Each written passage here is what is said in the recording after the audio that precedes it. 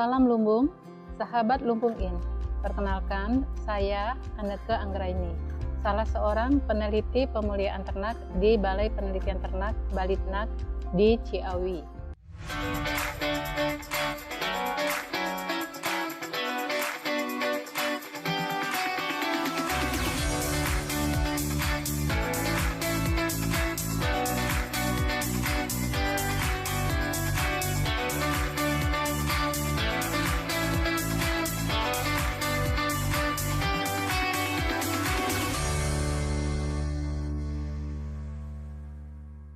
Saat ini kita berada di lokasi kantor Balai Penelitian Ternak Ciawi di Bogor. Saya dan tim sedang melakukan kegiatan pembentukan kambing perah unggul yang memberikan produksi susu tinggi dan adaptasi tinggi terhadap cekaman iklim tropis.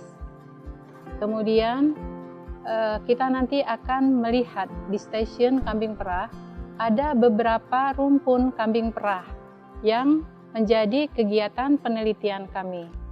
Penelitian pemuliaan juga membutuhkan dukungan budidaya kambing perah secara optimal agar kemampuan genetik daripada kambing-kambing tersebut dapat terekspresi secara baik dan secara maksimal.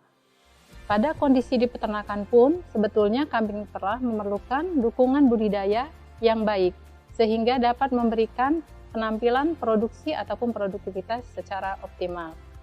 Sahabat Lumbung In, saya ingin menjelaskan pada periode kali ini bagaimana caranya melakukan budidaya kambing perah secara baik sehingga akan memberikan hasil secara optimal. Kambing perah sendiri artinya adalah kambing yang dibudidayakan dengan tujuan utama menghasilkan produksi susu, sehingga kambing ini memiliki potensi genetik menghasilkan produksi susu tinggi untuk anak-anaknya sendiri maupun untuk dikonsumsi oleh kita sebagai manusia. Di Indonesia sendiri terdapat beberapa rumpun atau breed kambing perah, antara lain yaitu kambing PE dan kambing senduro sebagai kambing perah lokal.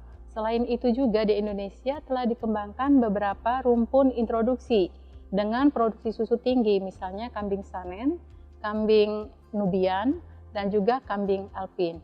Sedikit mungkin saya ingin menjelaskan apa sih sebenarnya ciri-ciri daripada beberapa daripada rumpun kambing perah ini. Pertama, kambing lokal peranakan Etawa atau PE. Kambing ini sebetulnya adalah kambing tipe Dwiguna, sama dengan kambing senduro. Kambing PE merupakan hasil perkawinan antara kambing lokal, terutama Jawa Randu, dengan kambing Jamnapari atau kambing Etawa. Itu sudah dilakukan sejak lama, sehingga sudah beradaptasi lama.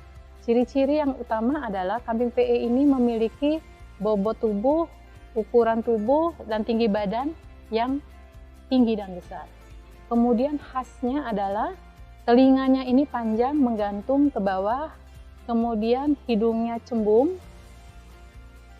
memiliki pola warna bulu kombinasi antara hitam dan putih, ataupun coklat kekuningan dan putih, atau kombinasi antara hitam dan coklat.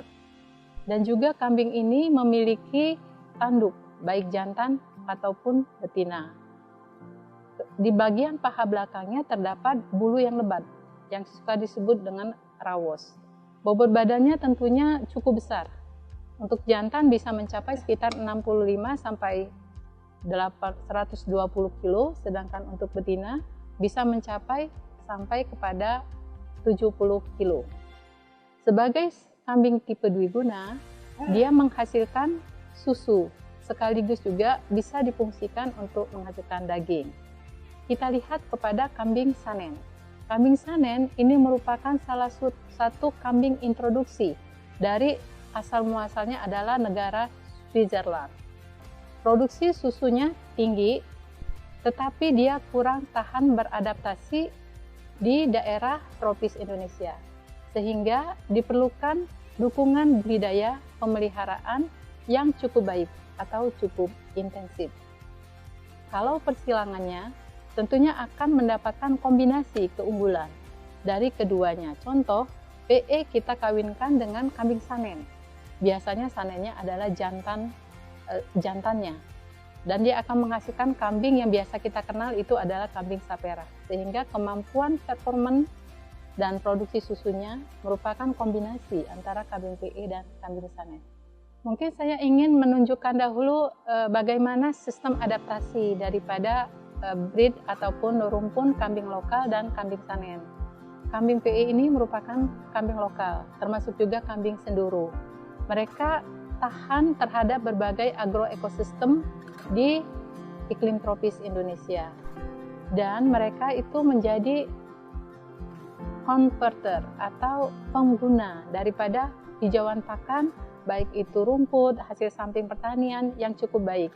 Selain itu memiliki toleransi terhadap penyakit dan juga cekaman panas yang baik. Tetapi kalau kita ingin melakukan dia sebagai kambing perah, sebaiknya dipelihara di daerah dengan ketinggian antara sedang sampai tinggi, di antara 200, 700 ataupun 700 meter di atas permukaan laut. Untuk kambing sanen sendiri, kambing ini merupakan kambing yang diintroduksi dari negara 4 musim. Dianjurkan dilakukan budidayanya di daerah dataran tinggi. Di dataran tinggi setidaknya di dataran sedang. Karena memang kemampuannya untuk beradaptasi di iklim tropis itu tidak sebaik daripada kambing PE. Tetapi kalau dilihat dari nilai ekonominya, kambing sanen akan mengekspresikan kemampuan produksi susunya cukup baik apabila kita berikan dukungan pemberian pakan, pemeliharaan, budidaya yang baik, sehingga dia akan menampilkan produksi susunya secara optimal. Rataan produksi susu daripada kambing sanen kira-kira sekitar 1,5 sampai 2 liter per hari, tetapi dengan lama laktasi yang cukup panjang, mungkin sekitar 5 sampai 6 bulan di Indonesia. Puncak produksi kambing sanen sendiri bisa dicapai di atas 3 liter per hari. Ini terjadinya pada sekitar bulan pertama dan kedua laktasi. Pada kambing PE, produksi susunya moderat saja, sekitar 1 sampai 1,5 liter per hari, dengan lama laktasi sekitar 5 bulan, artinya 180 hari. Peta sebaran sendiri, kambing PE ini asal muasalnya itu terbentuk dari perkawinan kambing lokal Jawa Randu dengan kambing Jamnapari. Sebagaimana tadi saya sampaikan, itu terjadinya di Kecamatan Kaligesing, Kabupaten Purworejo, Daerah Istimewa Yogyakarta.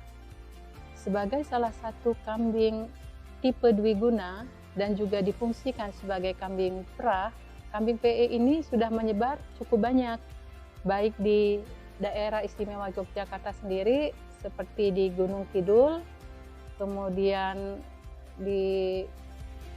ada beberapa di kabupaten di Yogyakarta, juga sudah menyebar ke provinsi lain. Misalnya di Bogor, untuk budidaya kambing perah, kambing PE ini merupakan salah satu kambing yang cukup populer dan juga sudah menyebar ke luar Jawa, antara lain di Provinsi Lampung. Sedangkan kambing sanen dan kambing eksotik lainnya kemungkinan memang penyebarannya masih terbatas. Dan biasanya saat ini itu diimpor dari negara Australia. Ada beberapa perusahaan yang sudah menjual bibit, baik kambing PE ataupun kambing senduro, dan juga ada UPT atau unit pelaksana teknis pemerintah, contohnya itu di BBPTU Baturaden, yang fungsinya adalah menghasilkan bibit baik sapi perah maupun kambing perah, termasuk kambing PE dan kambing sanen. Balai Penelitian Ternak sendiri atau Balitnak memiliki fungsi untuk mengembangkan kambing perah dengan keunggulan hasil penelitian, sehingga kami pun memelihara kambing PE, kambing sanen, dan persilangannya. Biaya daripada budidaya pemeliharaan kambing perah sebetulnya prinsipnya sama dengan budidaya pemeliharaan, baik itu untuk ternak potong dan juga tentunya untuk ternak perah juga ya. Ada sedikit tentunya tambahan di proses produksi di susu perah. Biaya yang utama itu bisa kita bagi, mungkin biaya investasi dan kedua adalah biaya operasional. Biaya investasi meliputi antara lain pembelian lahan, pembuatan kandang, pembelian atau pengadaan bibit, penyediaan atau pembelian sarana-sarana produksi yang sifatnya bisa dipakai untuk beberapa kali proses produksi. Sedangkan untuk biaya operasional, terutama memang yang paling besar itu adalah biaya pembelian pakan. Dalam suatu usaha peternakan, pembelian pakan itu hampir sekitar atau bahkan bisa mencapai 70%. Pakan ini terutama untuk kambing perah juga adalah membutuhkan konsentrat sebagai sumber protein selain energi. Juga bisa diberikan pembelian pakan sumber energi, pembelian obat-obatan, kemudian pembelian vitamin, ataupun untuk perawatan. Bahkan kalau itu usahanya itu sudah cukup besar, mungkin nanti memerlukan penyimpanan, transportasi. Mungkin itu yang menjadi biaya pokok dari pengembangan atau budidaya kambing perah. Kalau peluang ekspor, saya melihatnya ada potensi dan ada harapan. Karena kita lihat bahwa kambing ini, kambing perah ya, antara lain, itu bisa dikembangkan tidak membutuhkan biaya modal input produksi sebesar daripada sapi perah. Dan kambing perah, terutama kambing lokal kita, bisa dibudidayakan dengan kemampuan adaptasi yang tinggi pada agroekosistem yang ada.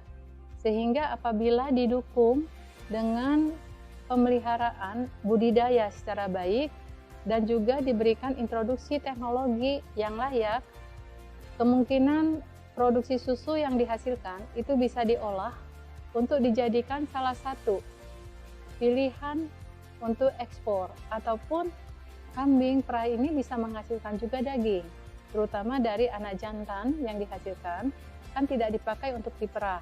Kalau tidak dipakai untuk perkawinan, bisa digemukkan, kemudian bisa dipotong untuk menghasilkan daging, diolah dan diekspor. Mungkin juga bisa diekspor dalam bentuk ternak hidup. Tetapi kita perlu memperhatikan juga perlindungan sumber daya genetik ternak lokal kita. Jangan sampai ternak-ternak terbaik kita ekspor kemudian dikembangkan, kemudian kita sendiri kurang memperhatikan sehingga pihak luar memiliki sumber daya genetik kita yang lebih baik. Untuk infrastruktur kandang, kita ketahui fungsi kandang itu salah satunya adalah untuk melindungi ternak.